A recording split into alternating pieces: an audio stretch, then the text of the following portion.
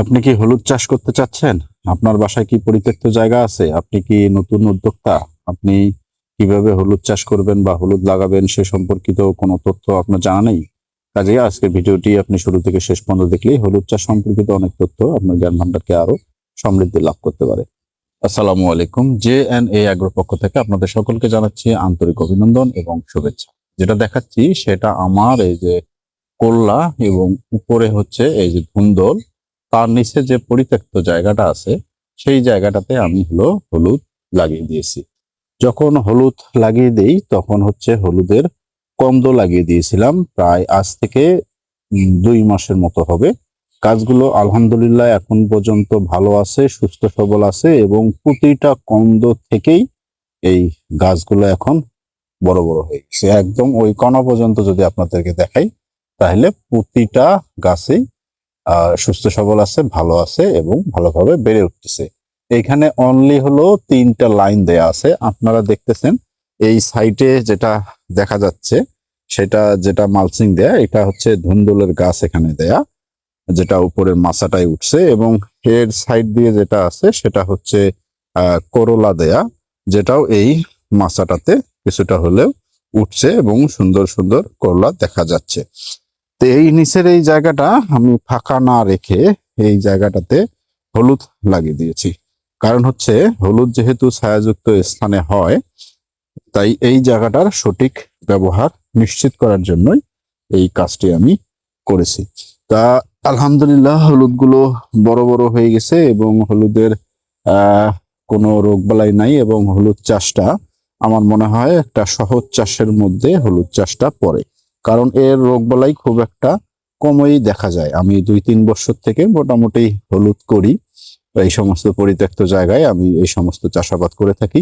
তো সেখান থেকে আমি দেখলাম যে আসলে হলুদটা খুব একটা কষ্ট করতে হয় না, বা হলুদের খুব একটা রোগবালাইও হয় না।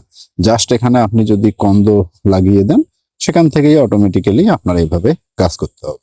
আপনাকে জাস্ট একটু পরিচর্যা করতে হবে। পরিচর্যার মধ্যে কি রকম, যে এখানে আপনার এই যে যখন এখন হচ্ছে হলুদের গাছগুলো যেহেতু বড় বড় হয়ে গেছে, এখানে এখন আমার এই নালার যে মাটিটা আছে এই মাটিটা এখানে তুলে দিতে হবে, অর্থাৎ হলুদের যে গাছের গোড়াগুলো আছে এগুলো ঢেকে দিতে হবে, এবং যে সমস্ত এখানে আগাছা আছে এই আগাছাগুলো সুন্দরভাবে পরিষ্কার পরিচ্ছন্ন করে দিতে হবে। অনেক সময় হলুদের হয় কি, এখানে ডগা ছিদ্রকারী পোকার আক্রমণ হয়ে যায়। যখন আপনি পোকার আক্রমণ হয়ে যাবে তখন আপনি এই ডগা ছিদ্রকারী পোকার দমনের জন্য আপনি স্প্রে করে দিলে সে সমস্ত জিনিস আপনার দমন হয়।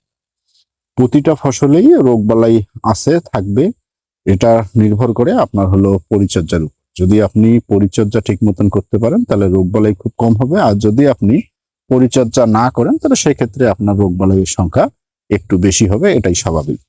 তা আমার সাধারণত হলুদে আমি খুব কমে রোগবালাই পেয়েছি আর কি। আমি সবসময় এটা পরিচর্যা করা বা এটা পরিদর্শন করার চেষ্টা করি। আমি বারবারই বলি যে আপনারা যে কাজেই করেন না কেন সেটার ফলো আপটা আপনারা সবসময় নিবেন, অর্থাৎ ফলো আপটা সবসময় আমাদের নেওয়া উচিত। যদি ফলো আপ আমরা না করি, যদি আমরা জমি পরিদর্শন না করি তাহলে কিন্তু হয় না। জমি পরিদর্শন মানে এই নয় যে আপনি বাগানে আসলেন আর ঘুরে গেলেন, বা জমিতে আসলেন আর ঘুরে গেলেন, সেটা না। আপনার বাগানের বিভিন্ন সাইড থেকে গিয়ে আপনার বাগানের গাছের এভাবে দেখতে হবে যে কাণ্ডগুলো ঠিক আছে কিনা, পাতাগুলো ঠিক আছে কিনা। যদি এইভাবে আপনারা দেখতে পারেন তাহলে সেক্ষেত্রে আপনারা বুঝতে পারবেন যে গাছের কোনো সমস্যা হয়ে গেছে কিনা। যদি এই সমস্ত সমস্যা হয়ে যায় তখন আপনি যেটা রোগ হবে ওই রোগ অনুপাতে যদি আপনারা দমন ব্যবস্থা গ্রহণ করেন তাহলে সেক্ষেত্রে আপনার এই হলুদের অন্য কোনো সমস্যা হবে না। তাহলে আপনার পরিত্যক্ত জায়গা থাকে, যদি ছায়াযুক্ত জায়গা থাকে, সেখানে আপনারা যদি হলুদটা লাগাতে পারেন তাহলে সেখান থেকে আপনারা পারিবারিক চাহিদা পূরণ করতে পারবেন, এবং যদি বেশি হয়ে থাকে সেটা আপনি স্থানীয় বাজারে বিক্রি করে সেখান থেকে লাভবান হতে পারবেন। তা হলুদ সম্পর্কিত যদি তথ্য আপনাদের জানা থাকে বা আপনারা যদি আমাকে প্রশ্ন করতে চান, আমি আশা করি হলুদ সম্পর্কিত বেশ কিছু তথ্য আপনাদের মাঝে শেয়ার করতে পারবো। তো আজকের ভিডিওটি যদি ভালো লাগে থাকে তাহলে লাইক, কমেন্ট এবং শেয়ার করে সকলকে দেখার সুযোগ করে দিবেন। আজকে এ পর্যন্তই, দেখা হবে অন্য কোনো ভিডিওতে। সে পর্যন্ত ভালো থাকবেন। আসসালাম।